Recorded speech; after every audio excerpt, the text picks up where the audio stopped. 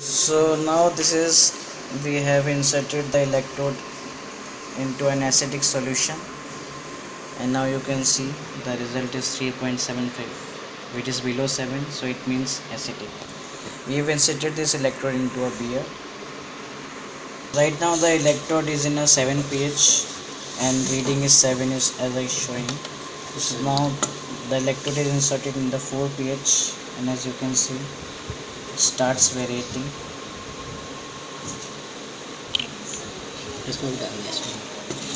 and comes to 4.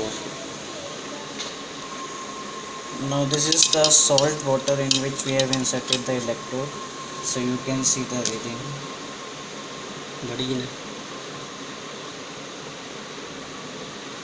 So it's a basic solution of 7.7 pH.